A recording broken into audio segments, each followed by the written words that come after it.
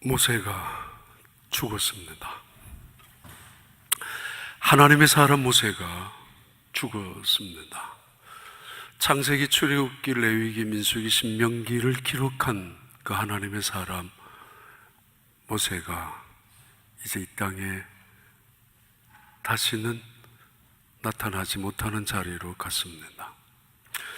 이스라엘 백성들을 애굽에서 430년 동안이나 노예 생활했던 그들을 사실은 하나님이 하셨지만 하나님의 일을 대신해서 이루어내었던 민족의 영웅이었던 모세, 그들을 구출해서 광야에 40년 동안 인도자로 강력한 리더십으로 통치했었던 모세가 이제는 사라졌습니다.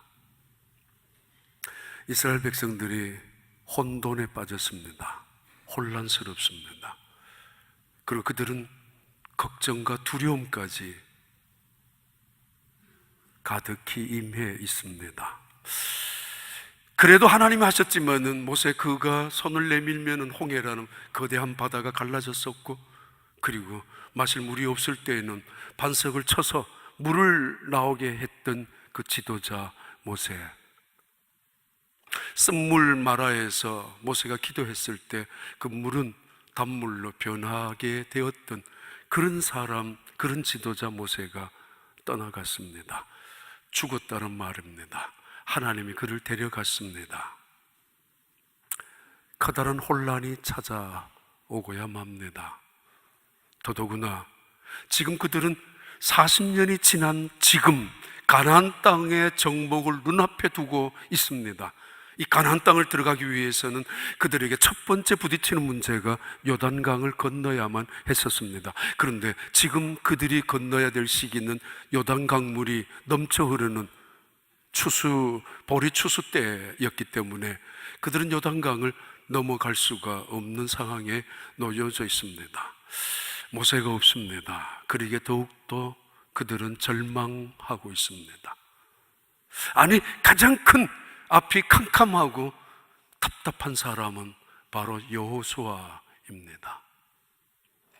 모세는 하나님으로부터 율법을 전수받은 그 손으로, 인간의 손으로 하나님의 계명을 받은 위대한 하나님의 사람이 모세입니다. 모세는 하나님과 대면해서 40일 동안 2번씩이나 하나님과 함께 있었던 시내산 꼭대기에서 그 사람이 모세였습니다. 그 모세가 이스라엘 민족 200만 명을 이끌어냈던 지도자였습니다. 근데 이제 그가 떠나가고 후계자인 여호수아가 그 이스라엘 백성들을 이끌어 가야 합니다. 앞에는 요단 강물이 넘실거리고 있고, 요단강 저편에는 가나안 원주민들이, 아주 악한 장대한 원주민들이 뿌리를 내리고 살아가고 있습니다. 불안합니다. 초조합니다. 답답합니다. 그때 어떻게 해야 될 것인가? 가장 큰 고민이 여호수아에게 임했던 고민이었고 아픔이었습니다. 2017년 한 해가 이렇게 지나갑니다. 한 해가 이렇게 지나갔다는 이야기는 우리의 삶이 그만큼 줄었다는 이야기고, 그리고 우리는 그만큼 죽음에 더 가까이 왔다는 것을 의미합니다. 가끔 이때 몇 가지를 물을 때가 있었습니다. 첫 번째 물어봅니다. 여러분, 지난 한 해 동안 얼마나 성공하셨습니까? 성공하셨다면 무엇이 나아졌습니까? 어느 부분에 성공을 해서 얼마나 많은 혜택을 누리고 있습니까? 혹은 실패하셨습니까? 그 실패의 파급 때문에 얼마나 불행합니까? 성공과 실패의 기준은 여러분 어디에 두고 있습니까? 그래서 지난 한 해 성공했다고 얼마나 행복하고, 실패했기 때문에 불행하다고 여기고 있습니까? 두 번째 질문입니다. 지난 한 해 동안 여러분 얼마나 진실하게 살아왔습니까? 거짓 속에, 위선 속에, 가면 속에 살아온 인생이 아니라 하루를 살더라도 그 생각이 진실하고 그 말이 진실하고 그 행동이 진실한 발걸음을 가지고 살아왔느냐 묻습니다. 그래서 저 사람은 진실한 사람이라고, 믿을 수 있는 사람이라고 그렇게 인정을 받으셨습니까? 세 번째 질문입니다. 얼마나 사랑하며 살아오셨습니까? 살아오면서 점점점 이기적인 욕심으로 가득 채워지고 고집으로 더더욱 그렇게 살아오셨습니까? 미운 사람이, 꼴보기 싫은 사람이 점점 더 많아지고 있습니까? 어느덧 이 교회에 왔는데도 말입니다. 아니면은 점점 용서해 주는 사람, 또 용서하고 싶은 사람, 사랑하고 싶은 사람, 사랑을 베푸고 싶고, 그리고 이제는 사랑하며 살기를 원하는 그런 인생으로 지난 한 해, 이번 한 해도 지나오셨습니까? 아니면 네 번째 질문입니다. 얼마나 감사하셨습니까?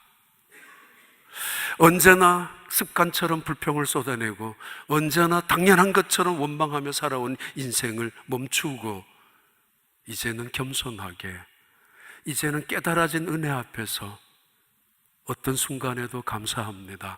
때로는 눈물을 흘리며, 때로는 잃어버린 자리 속에서도, 아픔 속에서도 가슴 뭉클하게 하나님 그래도 감사합니다라고 감사를 배우고 감사를 깨닫고 살아오셨던 한 해입니까? 아니면 여전히 여기저기를 보더라도 시비거리밖에 없는, 그래서 비난과 불평과 원망 속에 살아오셨던 한 해입니까? 어차피 우리는 이 세상을 영원히 살 수 있는 세상은 아닙니다. 개발 구역 또는 재개발 구역으로 지정된 동네에 사는 사람들은 집이 허물어지더라도 별로 신경 쓰지 아니하고, 아이들이 낙사하더라도, 때로는 유리창이 깨지더라도 별로 관심 갖지 않습니다. 금방 그것을 고치려고, 더 좋은 곳으로 고치려고 생각하지 않습니다. 재개발 지역이기 때문입니다. 훨씬 더 철거 대상 주거 지역에 사는 사람들은 훨씬 더 그렇습니다. 별로 신경 쓰지 않습니다. 미련이나 집착이 없습니다. 어차피 일주일 후, 한 달 후, 혹은 내년이면은 철거 대상 되는 그런 지역이기 때문입니다. 아니, 그들에게는 미련 없는 이유는 더 좋은 집이, 더 좋은 곳이 기다리고 있기 때문에 철거 대상, 재개발 지역에 사는 사람들, 그렇게 욕심을 부리며 아이들이 거기 낙서를 하더라도 나무라지 않는 법입니다. 얼마나 깨달으시고 감사하며 살아오셨느냐 묻고 있습니다. 다섯 번째 질문입니다. 다른 건 다 하나님께서 얼마나 관심 있는지 모르겠지만은 하나님께서 묻고 싶어하는 다섯 번째 질문이 있습니다. 여러분, 얼마나 믿음이 변화하셨습니까? 얼마나 여러분이 갖고 있는 신앙이 성장하셨습니까? 하나님 보시기에 성숙한 아름다운 신앙의 사람으로 지난 한 해를 보내오셨습니까? 얼마나 오래 다녔느냐 묻고 있지 않습니다. 내 직분이 무엇이냐라고 묻고 싶지도 않습니다. 여러분의 신앙이 얼마나 변했는가, 달라졌는가, 성숙했는가, 하나님 보시기에 내 믿음이 말입니다. 어떤 대답을 하시고 싶습니까? 평생 오랜 신앙의 경륜을 내세우지 마십시오. 내가 지금 어떻게 변했는가, 하나님 앞에서 나의 믿음이 얼마나 신실한 믿음으로 달라져 가고 있는가, 하나님의 기쁨이 되어 있는가, 그거를 묻고 있습니다. 모세가 죽고 나서 여호수아는 초조하고 불안하고 그리고 괴롭기까지 합니다. 저 이스라엘 백성들 200만 명을 어떻게 이끌고 요단강을 건너갈 것인가, 당장 그의 앞에 놓여있는 가장 큰 문제의 덩어리입니다. 이때 하나님께서 여호수아에게 주셨던 말씀이 있습니다. 죄송합니다. 제 이야기를 언젠가 한번 드린 적이 있어서 2005년도에 두 번째 안식년을 하고 우리 교회에 들어올 때 10월 달부터 다시 복귀를 하는데 8월, 9월 달에 미국에 들어왔습니다. 8월 말에 피닉스의 한 교회에 집회를 하고 돌아오는 중에 저를 아는 어떤 성도님이 알파 쿠키에 사시다가 적어왔던 이야기를 듣고 참외 한 박스를 주셨습니다. 그때 참외 속에 카드가 있었는데 그 카드 속에 바로 오늘 본문, 아니 하나님께서 주셨던, 여호수아에게 주셨던 말씀이 담겨져 있었습니다. 그리고는 9월 중순경에 달라스의 어떤 교회 다시 집회 중에 끝나고 나서 목사님께서 선물을 주셨는데 선물 안에 담겨져 있는 카드에 적혀 있는 글이 역시 같은 본문이었습니다. 얼마 후에 저희 가족 친척들과 함께 그랜드 캐년을 다녀 내려오는데, 그러면서도 6개월을 안식년을 하고 교회를 복귀하면서 사실은 좀 걱정도 되었습니다. 저가 연약한 사람이기 때문에 6개월 쉬는 중에 이미 말씀을 드렸습니다만 유럽에 있는 여러 수도원을 많이 구경도 하고 다녀보았습니다. 영성을 어떻게 훈련받는가를 보면서. 그랬으면서도 다시 6개월 후에 교회로 들어올 때 정말 부담이 많이 되었습니다. 도대체 어떻게 할까? 어떻게 목회를 다시 할 수 있을까? 너무도 부족한 저이기 때문에 첫 번째 안식년은 1995년도에 했었고 두 번째는 2005년도 했는데, 그런 마음으로 이제 한 주가 남았던 그때 그랜드 캐년을 다녀오면서 산안토니오를 지나오는데, 제가 가끔씩 들어오면 항상 하늘을 쳐다봅니다. 쳐다보면 빽빽한 구름이, 그 구름 사이에 빛을 바라볼 때가 있습니다. 목사 안수가 아니고 처음에 하나님께서 환상을 보여주실 때 그 환상이 있었기 때문에 학교 다닐 때. 그래서 그것을 다른 지역에 있다가 휴스턴으로 차를 타고 들어올 때는 자주 봤습니다. 그 구름 사이에 빛이 제발 비춰줬으면 좋겠다라는 바람으로, 그런 바람으로 산안토니오에서 휴스턴으로 들어오는 중에 라디오를 틀었는데, 라디오에서 달라스에 계시는 척스 웬들 목사님의 설교가 나왔습니다. 그 목사님의 설교도 동일한 본문입니다. 여호수아서 1장 5절부터 나오는 말씀을 같이 한번 읽겠습니다. 내 평생에 너를 능히 대적할 자가 없으리니 내가 모세와 함께 있었던 것 같이 너와 함께 있을 것임이니라. 내가 너를 떠나지 아니하며 버리지 아니하리니. 6절에 강하고 담대하라. 너는 내가 그들의 조상에게 맹세하여 그들에게 주리라 한 땅을 이 백성에게 차지해. 7절 오직 강하고 극히 담대하여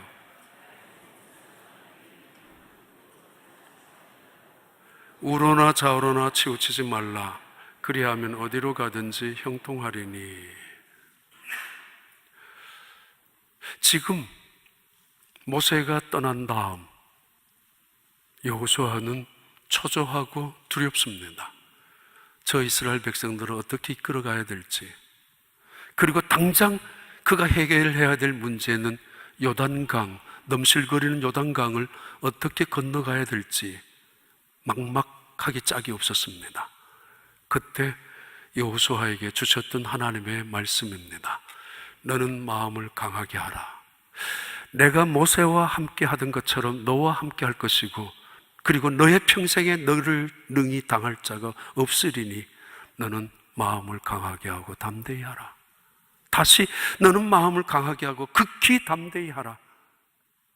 너는 오직 여호와의 말씀을 지켜 행하라고. 그 가운데 기록된 모든 말씀을. 그리하면은 너의 길이 형통하게 될 것이고, 그리하면은 사람들이 모세에게 순종하듯이 너를 순종하게 될 것이고, 하나님이 함께 하시는 너에게 복종하게 될 것이라. 그 말씀 앞에 여호수아는 일어서게 됩니다. 일어서서 그는 이스라엘 백성을 이끌고 요단강을 건너갑니다. 그때 내용이 여호수아서 3장 15절부터 17절의 말씀입니다. 우리 함께 읽습니다. 15절. 요단이 곡식 고두는 시기에는 항상 언덕에 넘치더라. 개를 맨 자들이 요단에 이르며 개를 맨 제사장들의 발이 물가에 잠기자. 16절. 곧 위에서부터 흘러내리던 물이 그쳐서 사르단에 가까운 매우 멀리 있는 아담성을 변두리에 일어나 한 곳에 쌓이고.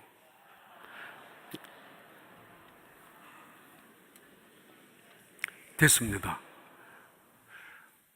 요단강이 물이 끊긴 거하고 홍해가 갈라진 거하고는 다릅니다. 홍해 바다가 갈라진 사건은 우리는 대단한 기적같이 여겨집니다. 맞습니다. 역사적인 사건임에 틀림없습니다. 바다가 갈라졌기 때문입니다. 그런데 양쪽의 바다의 큰 벽 사이로 이스라엘 200만 명이나 되는 백성들이 노예 생활했던 그들이 모세를 통하여 이끌림을 당해서 구원받았습니다. 해방받았습니다. 그런데 지금 여호수아를 통해서 그들이 요단강을 건너가는데 지금은 그렇지 않습니다. 흘러내려오는 요단강물이 한쪽에 멈춥니다. 멈추는 요단강물이 점점 쌓이기 시작합니다. 산 위에까지, 산더미처럼. 그리고 한쪽은 마른 땅이 됩니다. 어느 게 더 기적 같아요? 물론 다 기적입니다. 그러나 이 요단강물이, 흘러내려오는 강물이 쌓이기 시작하고 멈추기 시작하면서 점점 쌓이고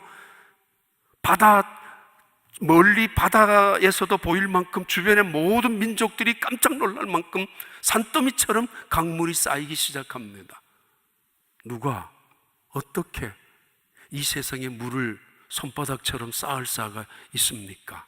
하나님 외에, 하나님의 지혜 외에, 하나님의 전능하심 외에 이 세상에 물을 차곡차곡 쌓아둘 사람이 이 세상에 어디 있습니까?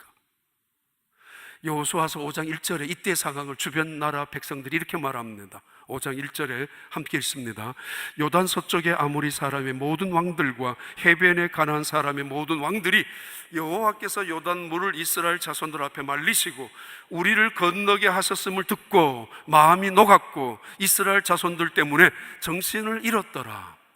요단강 넘실거리는 그때 오히려 홍수 시간에 넘치는 물에 있던 그때에 그 물이 쌓여지는 것을 보고 주변 사람들은 정신을 잃을 정도였습니다. 어떻게 이런 일이? 기적, 정말 기적이었습니다. 그들은 하나님이 말씀하신 대로 한 번도 걸어가지 못했던 그 길을 걸어가게 되었습니다. 정말 기적 같은 놀라운 역사가 이루어진 사건이 바로 요단강을 건너는 기적적인 사건이었습니다. 2017년 한 해를 보냈습니다. 어려운 일도 있었고 가슴 아픈 일도 있었고 상상도 못했던 일들을 경험한 일들도 있었습니다. 이런저런 시험, 시련, 고난도 있었습니다. 정말 여러분 성공했습니까? 한 해 동안 행복합니까? 실패했습니까? 그것 때문에 불행합니까? 나는 실패자라고. 아니 얼마나 진실하게 살아오셨습니까? 주변 사람들에게 저 사람은 진실한 사람이라고. 아니 나는 정말 진실하게 인생을 살아왔는 사람이라고. 아니면은 얼마나 사랑하며 너그럽게 인생을 베풀며 살아오셨습니까? 아니면 인색하게 살아오셨습니까? 내 것만 움켜잡고 울타리 안에서 하나도 양보하지 아니한 채로. 아니면 얼마나 감사하며 살아오셨습니까? 아직도 불평을 입에 달고 살아가십니까?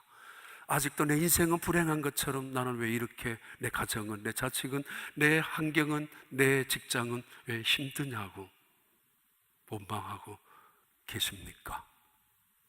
2018년 새로운 한 해를 우리는 맞이하고 있습니다. 이제 하루가 남았습니다.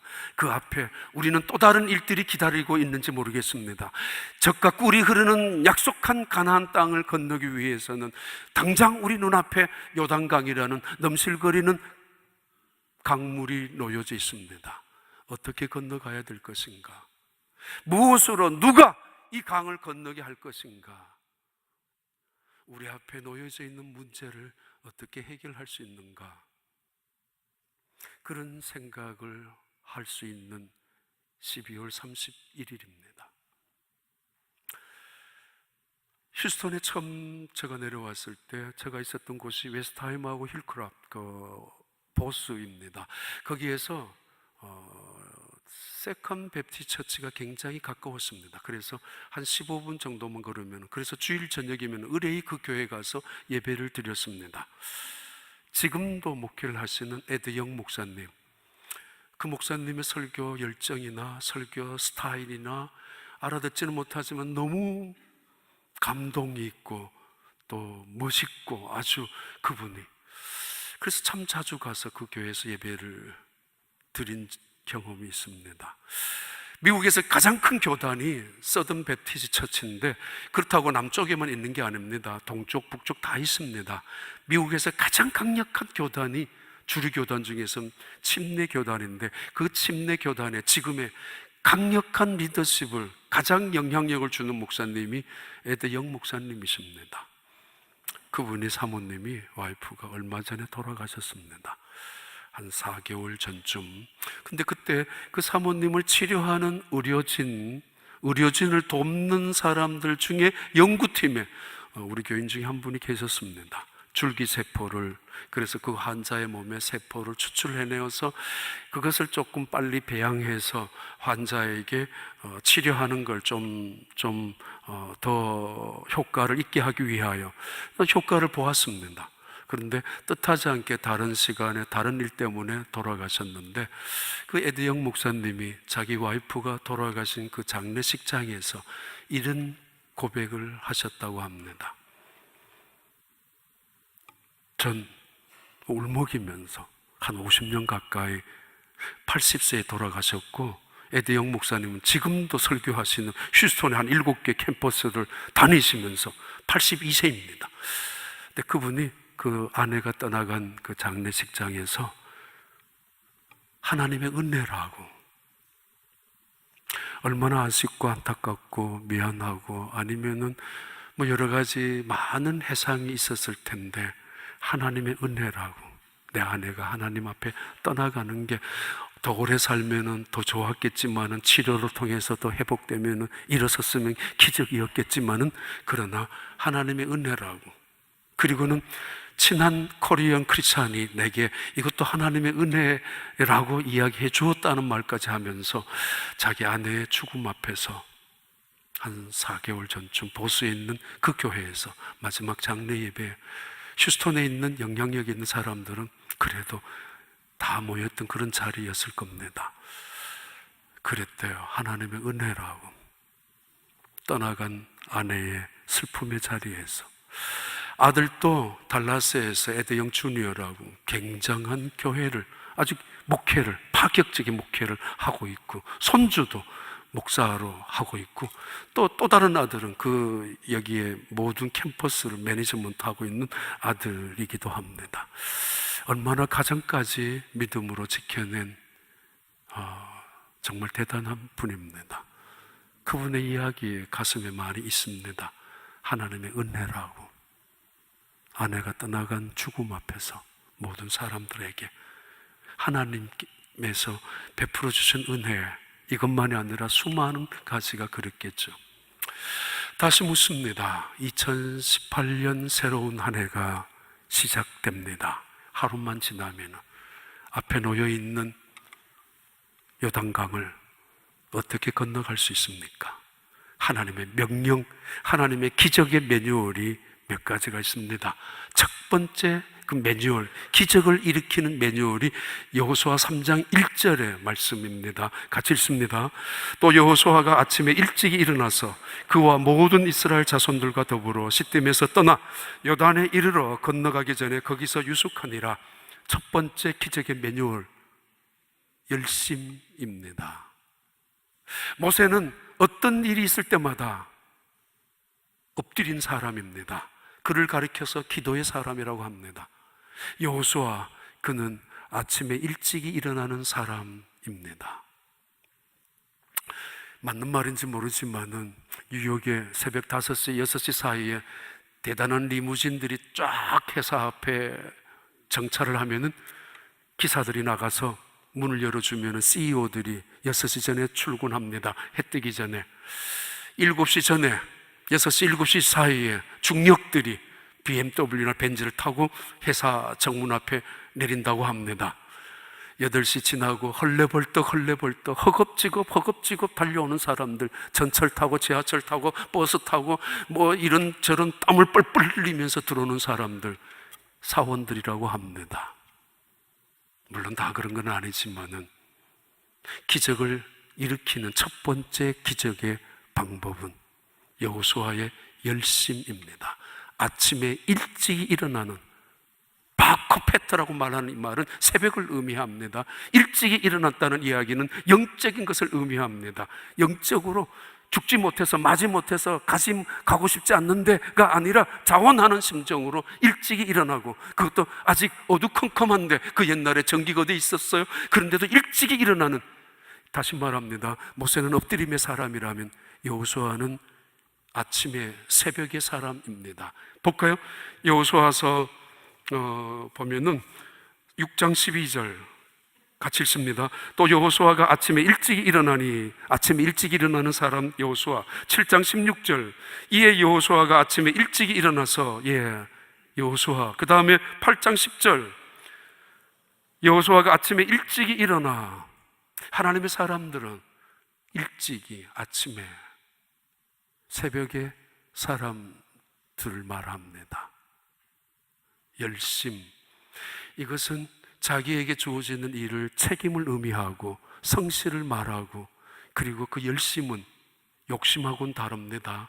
여기서 말하는 열심은 영적인 자원적인 열심, 엔데오스라는 하나님 안에, 내가 하나님 안에 거하고 하나님이 내 안에 거하는 열심을 말합니다. 이것이 벗어나면 욕심이 됩니다. 욕심의 끝은 자기 자랑, 자기 의, 그리고 그것이 없을 때는 허망함, 허무함, 불평이 되지만은, 그러나 열심의 끝은 성공이든 실패든 상관없습니다. 기쁨이 있고 감사가 있고 은혜가 있습니다. 어떤 순간에도 하나님의 은혜라고 고백할 수 있습니다.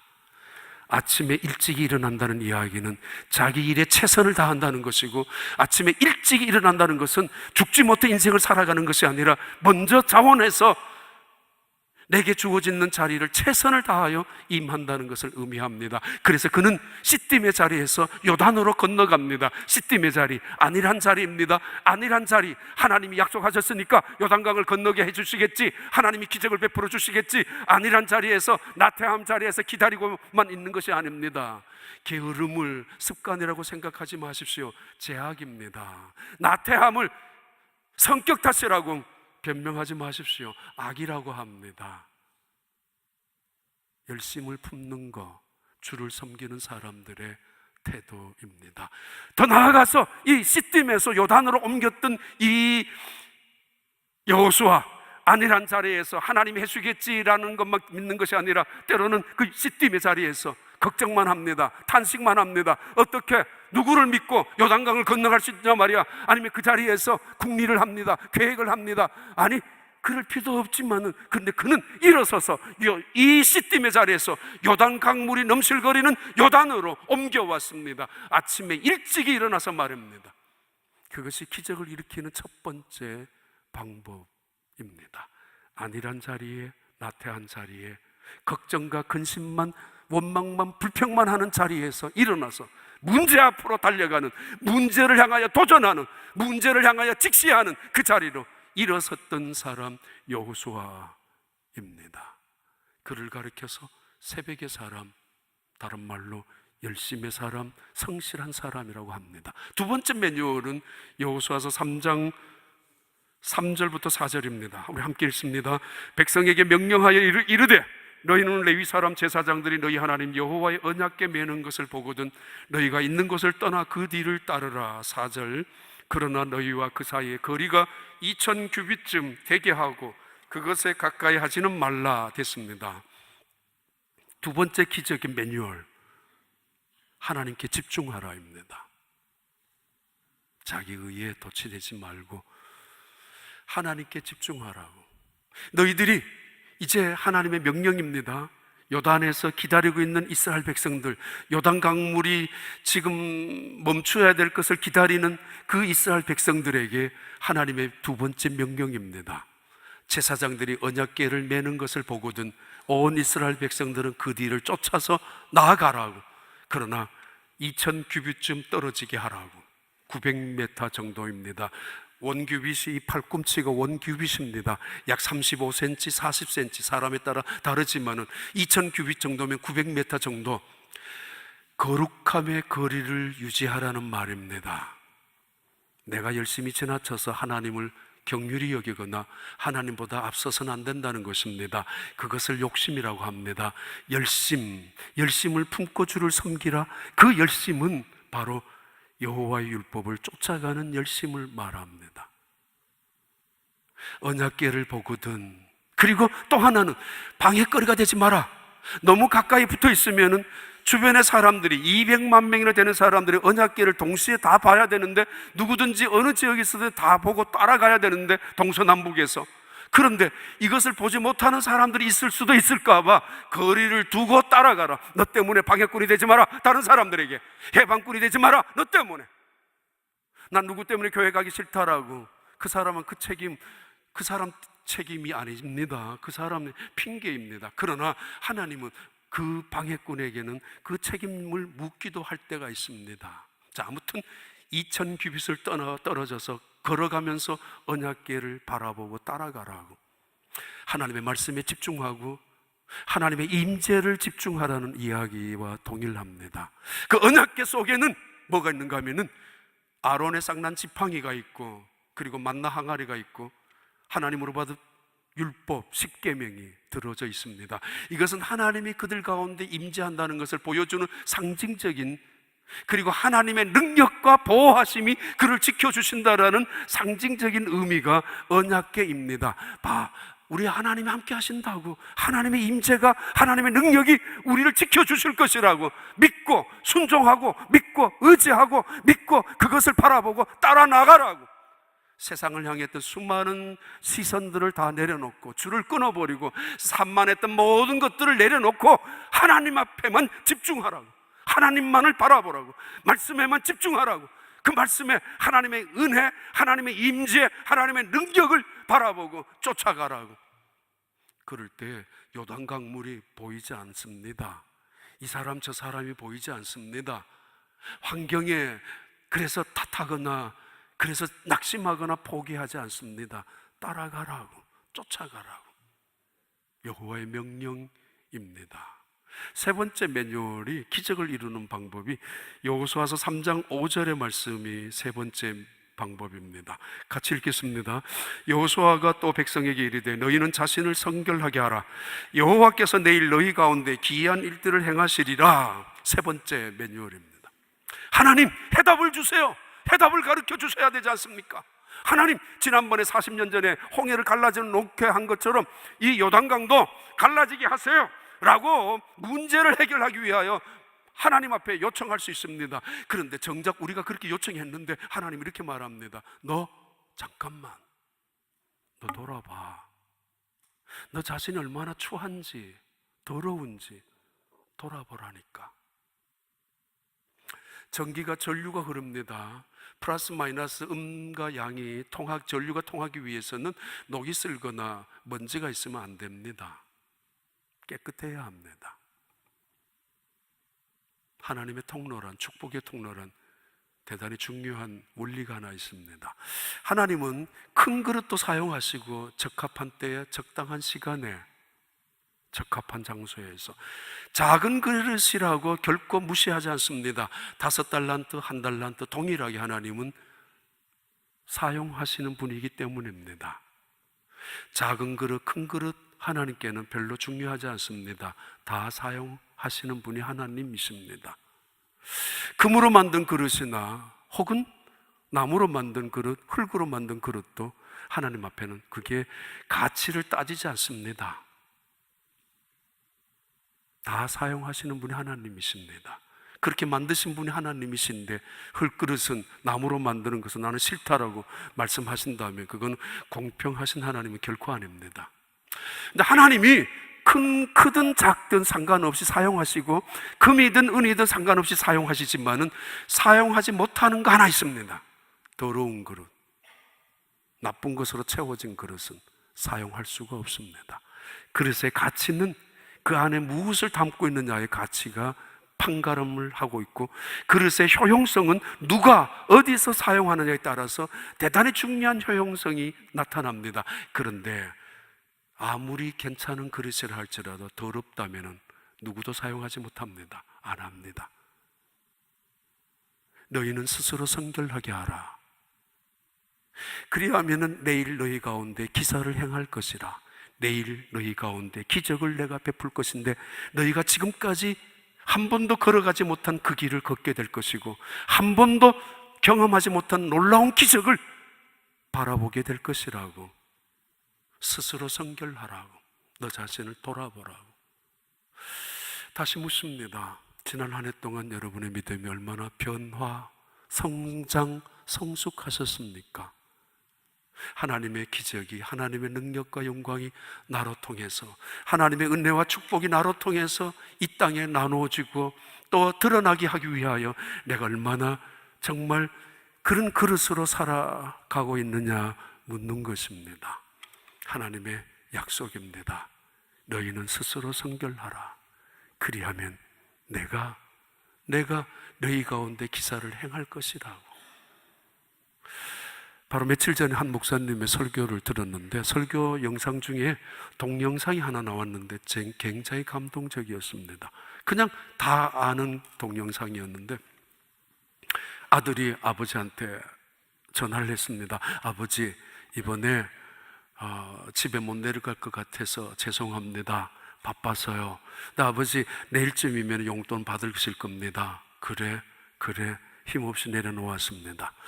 그리고는 얼마가 지난 다음 그 아들 가족은 아버지로부터 연락을 받습니다. 가족으로부터 아버지가 병원에 위독하게 누워 계신다고, 갑자기 쓰러지셨다고.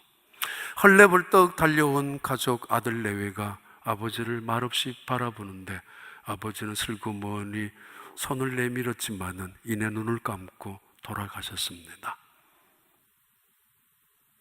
내년에 다음에 아버지 꼭 찾아뵐게요 했던 그 약속은 그렇게 끝나고 말았습니다.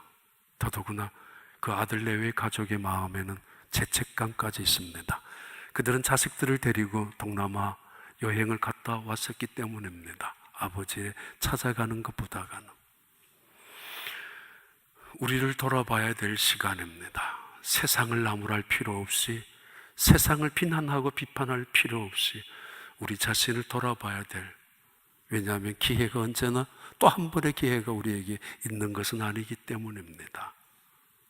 너희는 스스로 너희 몸을 성결하게 하라. 너희 자신을 돌아보라. 이 기회를 놓친다면은, 이 순간을 놓친다면은 그들은 다시는 이런 기적 같은 능력을 경험할 수 없었던 그 순간에 하나님께서 주셨던 말씀입니다. 네 번째 매뉴얼, 마지막 매뉴얼은 이렇게 말합니다. 여호수아서 3장 7절에 우리 함께 읽습니다.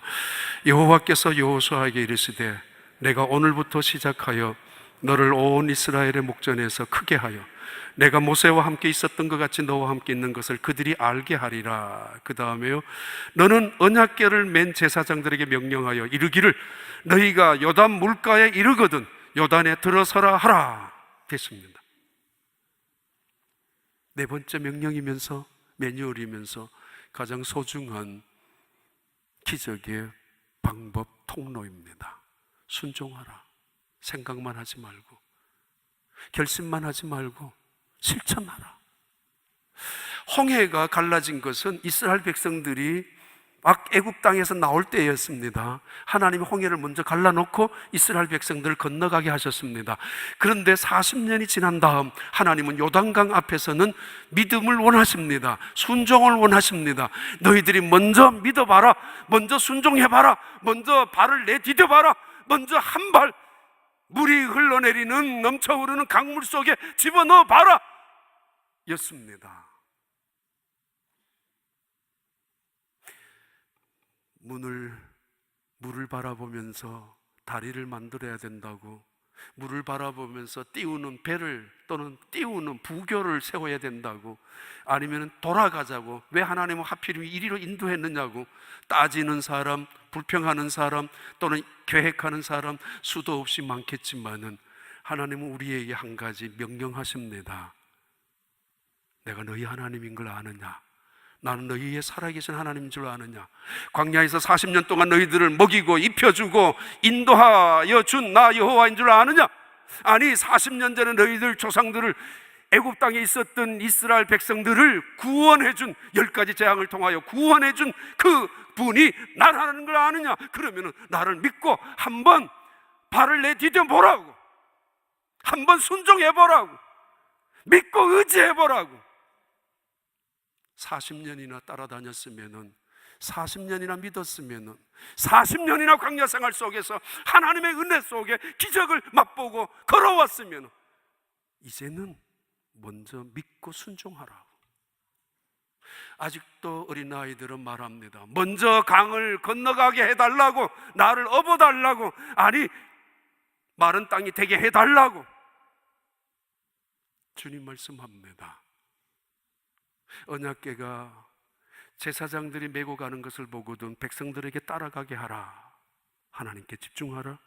그리고는 결국 그 제사장들이 어깨에 그 언약궤를 메고 지나가는데 그들의 발이 물에 잠겨 있을 때 강물이 멈추었습니다.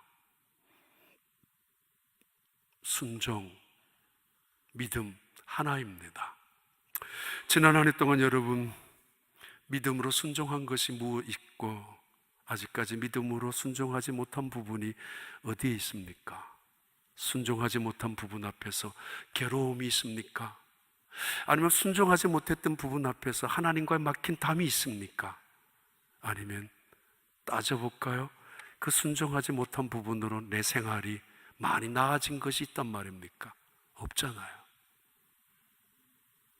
미시간 애나보에 실패 박물관이 있습니다. 가본 적은 없습니다. 그 미시간 애나보에 있는 원래 실패 박물관의 이름은 실패 박물관이 아니고 새 상품 전시장이라는 이름의 그런 박물관입니다. 여기에 실패 박물관 안에 전시된 것들이 어떤 것들이 있는가 하면은 담배, 연기 안 나는 담배, 아주 대박이 날 거라고 그 회사에서는 이것을 연구해서 했는데 망했습니다. 사람들이 연기가 안 나니까 담배를 사질 않습니다. 연기 나는 담배가 피우고 싶으니까. 또 하나, 펩시콜라, 크리스탈 펩시인데 무색의 펩시콜라, 하얀 색깔에 가까운 펩시를 넣었는데 실패했습니다. 사람들은 색이 있는 걸 원하기 때문에. 무색이 성공할 줄 알았지만 이것도 실패한 상품 중에 하나입니다. 또는 어린아이들, 치약, 어린아이들이 가지고 있는 치약인데 스프레이 치약입니다. 이름은 닥터케어인데 어린아이들이 칫솔을 하는 거 별로 싫어하니까 재미있게 하기 위하여 스프레이처럼 치약을 했는데 그걸 치약을 짜면서 그 화장실 안에 베스룸 안에 다 벽마다 칠해 놓았으니까 엄마들이 두 번째는 아예 안 샀다는 것입니다. 그래서 이 회사도 망했습니다. 그 실패의 박물관 안에 적혀져 있는 것이 있다고 합니다. 우리는 실패한 물건들을 전시하는 곳이 아니라 우리는 새로운 상품을 전시하는 곳입니다. 인생은 실패한 것이 아니라는 것이죠. 마치 에디슨이 전기 하나를 발명하기 위하여 1000번을 연구했지 않습니까? 999번은 틀렸다는 것이 실패했다는 것을 의미하는 것이 아니라 999번은 배웠다는 것이죠. 다른 방법이 있다는 것, 더 좋은 방법이 있다는 것, 이렇게 전기가 오랫동안 빛을 발할 수 있다는 사실을 다른 방법으로 깨달아지게 한 것이 999번이었다는 것. 그래서 실패한 것이 아니었다고. 지난 한 해 실패했습니까? 우리 인생에 실패는 없습니다. 더더구나 믿음 안에서 말입니다. 이스라엘 백성들에게 주어졌던 하나님의 명령, 그들은 건넜습니다. 건너온 다음 하나님은 그들에게 이런 명령을 하십니다. 강 속에 있는 돌을 12개를 들고 나오라고, 지파대로 강 언덕에 12개의 돌을 세워두었습니다. 그리고는 이렇게 말씀합니다.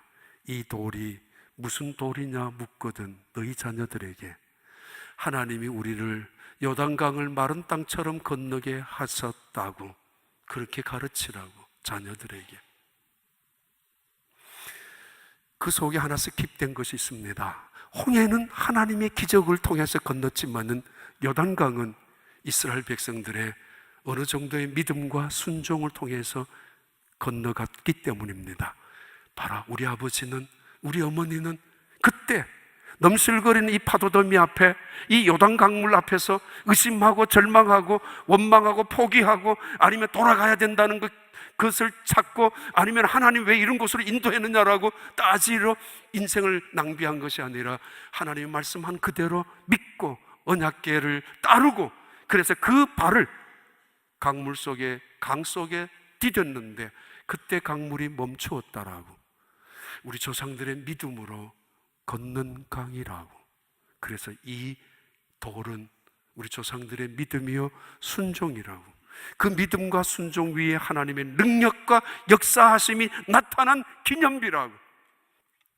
2018년 새로운 한 해, 여러분 구석구석에 기념비를 세울 만큼 놀라운 축복이 여러분 자손들에게, 자식들에게 이것은 하나님이 함께하여 주셨다. 내가 믿음으로 순종하고 보니까 하나님이 기적같이 요단강을 건너게 하셨고 기적같이 우리 사업장을, 내 직장을, 내 일터를 살려주셨다라고. 이게 증거라고. 그 놀라운 간증이 새로운 한 해 있어지는 우리 온 성도들이 되시기를 진심으로 축복합니다.